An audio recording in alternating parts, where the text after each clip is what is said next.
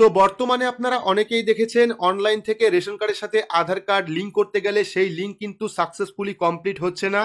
পাশাপাশি যদি আপনি কোনো রেশন কার্ড ট্রান্সফার করেন, ট্রান্সফার করার পর যখন আপনি স্ট্যাটাস চেক করবেন সেখানে কিন্তু ফর্মটা অ্যাপ্রুভ দেখালেও সেই ট্রান্সফার কিন্তু হচ্ছে না। তো কেন এই সমস্যা হচ্ছে, কাদের ক্ষেত্রে এই সমস্যা হচ্ছে এবং এই সমস্যার সমাধান কি, ডিটেলস কিন্তু আজকের ভিডিওতে আপনারা জানতে পারবেন। তাই ভিডিওটি শুরু থেকে শেষ পর্যন্ত অবশ্যই দেখবেন।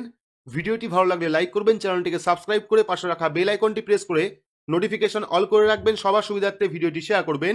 আর কমেন্ট বক্সে অবশ্যই জানাবেন বর্তমানে আপনার কাছে কোন ক্যাটাগরির রেশন কার্ড রয়েছে। তো চলুন শুরু করি। তো বর্তমানে আপনারা যখন অনলাইন থেকে রেশন কার্ডের সাথে আধার কার্ড লিঙ্ক করতে যাবেন, লিঙ্ক করার সময় কিন্তু আপনারা এইরকম একটি পপ আপ মেসেজ দেখতে পারবেন, যেখানে লেখা থাকবে wbpds.wb.gov.in says EKYC already complete, card will be activate, one space is available in NFSA। অর্থাৎ প্রত্যেকের ক্ষেত্রে কিন্তু এই এসএমএসটা আসবে। কাদের ক্ষেত্রে আসবে সেটাও আমি জানাচ্ছি ভিডিওর মাধ্যমে।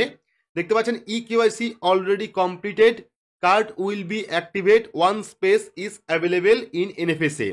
তো এই সমস্যা মূলত হচ্ছে রেশন কার্ডের সাথে আধার কার্ড লিঙ্ক করতে গেলে।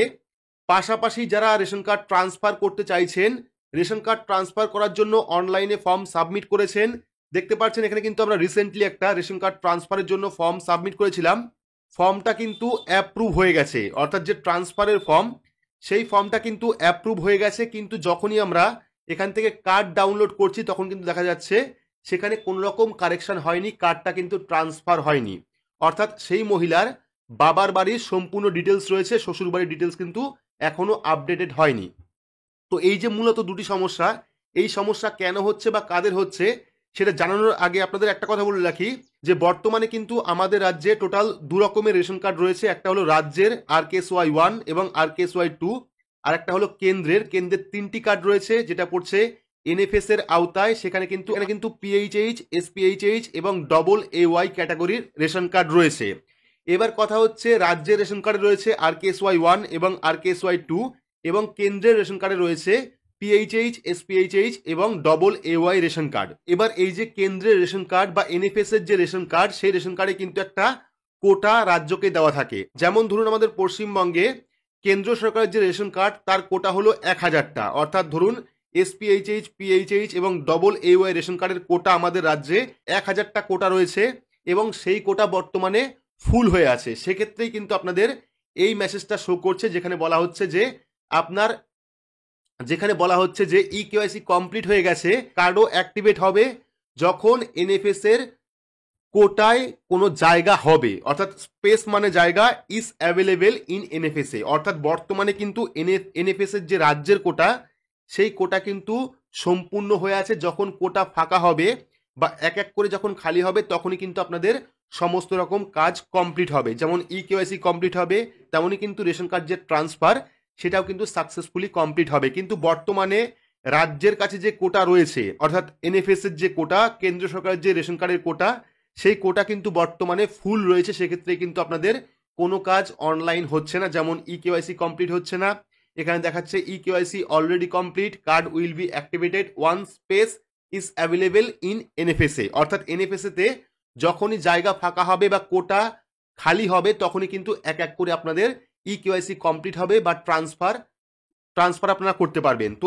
এই যে সমস্যা, এই সমস্যা কিন্তু হচ্ছে শুধুমাত্র NFSA ক্যাটাগরির রেশন কার্ডে, যেমন AA ration card, PHH ration card বা SPHH রেশন কার্ডে কিন্তু এই সমস্যাটা হচ্ছে। বাকি RKSY এরকম কোনো সমস্যা আপাতত হয়নি। তো যদি আপনার কাছে কেন্দ্র সরকারের রেশন কার্ড থাকে সেক্ষেত্রে কিন্তু আপনারা ফর্মটি সাবমিট করবেন।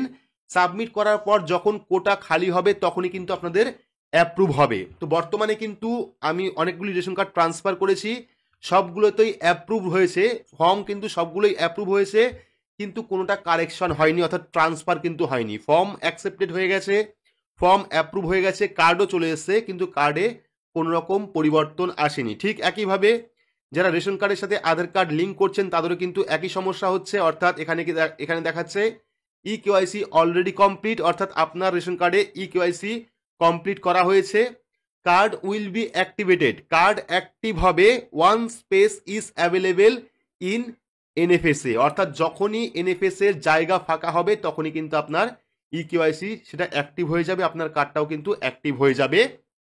এক কথায় বলতে গেলে এনএফএস এর যে কোটা রয়েছে রাজ্যের, সেই কোটা কিন্তু আপাতত ফুল রয়েছে। যখনই কোটা ফাঁকা হবে তখনই কিন্তু এক এক করে এই সমস্ত কাজ সম্পন্ন হবে, আপনারা অনলাইন থেকে কিছু করতে পারবেন না।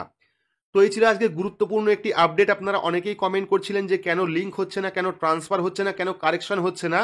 তো এটা কিন্তু মূলত এনএফএস এর আওতায় যে সমস্ত কার্ডগুলি পড়ছে, যেমন PHH, SPHH, double AY ration card, এই সমস্ত কার্ডের ক্ষেত্রেই কিন্তু এই সমস্যা হচ্ছে, বাকি কিন্তু এরকম কোনো সমস্যা হচ্ছে না।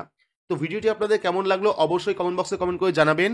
ভিডিওটি ভালো লাগলে লাইক করবেন, চ্যানেলটিকে সাবস্ক্রাইব করে পাশে রাখা বেল আইকনটি প্রেস করে নোটিফিকেশন অল করে রাখবেন, সবার সুবিধার্থে ভিডিওটি শেয়ার করবেন। তো আজকের মতো এইটুকুই, ধন্যবাদ।